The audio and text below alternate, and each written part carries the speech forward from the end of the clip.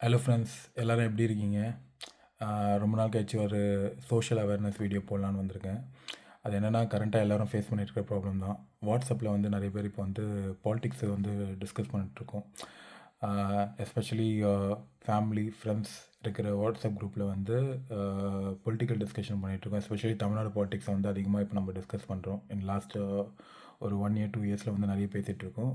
ஏன் அதை last 1 years 2 இயர்ஸ்ன்னு specify பண்ணி சொல்கிறேன்னா, எஸ்பெஷலி டிவிகேன்ற ஒரு பார்ட்டி வந்து ஆரம்பித்ததுக்கப்புறம் நிறைய பாலிடிக்ஸை வந்து டிஸ்கஸ் பண்ணிகிட்ருக்கோம். நான் பர்சனலாக ஃபீல் பண்ண என்னென்னா, வாட்ஸ்அப்பில் வந்து பாலிடிக்ஸ் டிஸ்கஸ் பண்ண வேணான்றது என்னோடய அபிப்பிராயம். ஏன்னா நம்ம வந்து பாலிடிக்ஸை வந்து டிஸ்கஸ் பண்ணுறோன்னா ஒவ்வொருத்தருக்கு அதில் ஒவ்வொரு அண்டர்ஸ்டாண்டிங் இருக்கும்.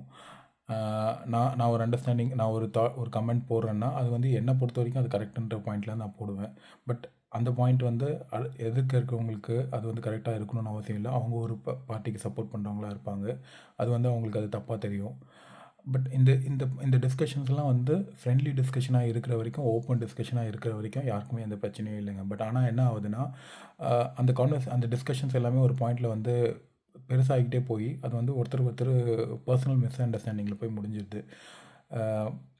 எப்படி போகுது அப்படின்ற நான் ரீசெண்டாக நோட் பண்ண வரைக்கும் எப்படி போகுதுன்னு பார்த்தீங்கன்னா, டிவிகேக்கு சப்போர்ட் பண்ணுறவங்கள வந்து ஸ்ட்ரெயிட்டாகவே வந்து என்ன சொல்கிறாங்கன்னா, அவங்களுக்கு அரசியல் அறிவு இல்லை, அவங்கள வந்து தற்குறிங்க, நீங்கள் எப்படி டிவிகேக்கு சப்போர்ட் பண்ணலாம் அப்படின்ட்டு கேட்குறாங்க.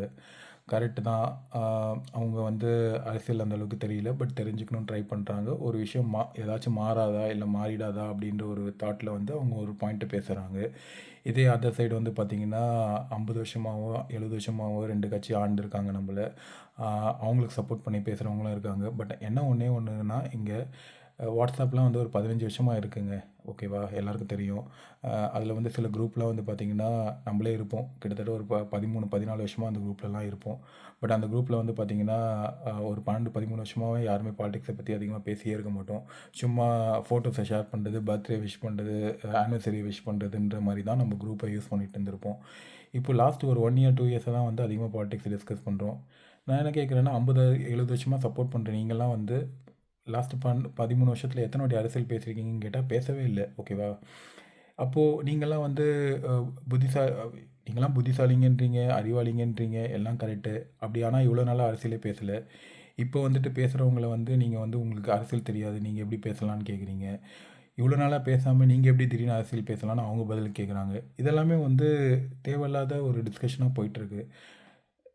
ஒன்று, உங்களுக்கு எல்லாருக்குமே வந்து சொசைட்டி மேலே வந்து ஒரு அக்கறை இருக்குங்க. அதனால தான் எல்லாருமே பாலிடிக்ஸ் இப்போ பேச ஆரம்பிச்சிருக்கோம். ஒரு சேஞ்சஸ் வராதா அப்படின்றது தான். பட் என்னென்னா, சிலரால் சில சேஞ்சஸை வந்து அக்செப்ட் பண்ணிக்க முடியல. அதனால் வந்து கொஞ்சம் வந்து அது வந்து ஒரு ஆர்கியூமெண்டலாக போகுது. நான் ரொம்ப சிம்பிளாக சொல்லணும்னா, டிவிக்கே ஜெயிச்சதை சில பேரால் அக்செப்ட் பண்ணிக்க முடியல. ஏன்னா 50 60 வருஷமாக இங்கே வந்து 2 பார்ட்டி இருந்திருக்காங்க.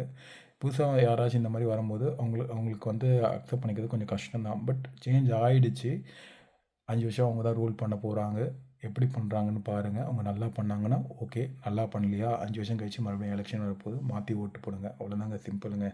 ரொம்ப போயிட்டு வந்து இது தப்பு, இது கரெக்டு அப்படின்னு சொல்லிட்டு ஒருத்தர் வந்து டார்கெட் பண்ணிக்கிட்டு, அட்டாக் பண்ணிக்கிட்டு ஒரு குரூப்பில் வந்து ஒரு ஃபேமிலி குரூப்லேயோ, ஒரு ஃப்ரெண்ட்ஸ் குரூப்லேயோ ஒரு மிஸ் அண்டர்ஸ்டாண்டிங் க்ரியேட் பண்ணாதீங்க. என்னை பொறுத்த வரைக்கும் என்னென்னா, பாலிடிக்ஸே பேசாமல் இருக்கிறது ரொம்ப நல்லது.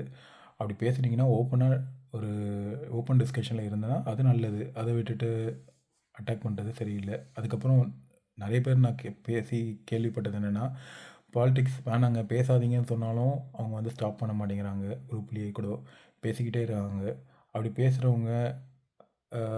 பேசுகிறாங்க. ப்ளஸ் சோஷியல் மீடியாவில் ஒருத்தர் டேக் பண்ணி வேறு போட்டுக்கிறாங்க இப்போலாம். அது அது எதுக்குங்க அந்த மாதிரி பண்ணுறீங்க? ஒருத்தவங்க ஒரு விஷயத்த வேணான்னு சொல்கிறாங்கன்னா, அது வந்து எல்லாரோட நல்லதுக்கு தாங்க. ஏன்னா அது வந்து தேவையில்லை அப்படின்றதுனால தான் வேணான்னு சொல்கிறோம். அப்படி ஓப்பனாக சொல்லியும் நீங்கள் வந்து அதை கேட்க மாட்டேன்றீங்க, நான் அதை அக்செப்ட் பண்ணிக்க மாட்டேன் அப்படின்றது எந்த விதமான மைண்ட் செட்டுன்றது தெரியலங்க. இது என்னோடய பர்சனல் தாட்ஸ். நிறைய பேர் இதை ஃபேஸ் பண்ணிகிட்ருக்கீங்க. உங்களோட கமெண்ட்ஸ் என்னன்றதை போடுங்க. உங்களோட தாட்ஸை ஷேர் பண்ணுங்கள். இது தப்பாக ரைட்டான்றது அவங்களுக்கு தெரியுங்க. இதுதான் கரண்ட் ப்ராப்ளம். தேங்க்யூ.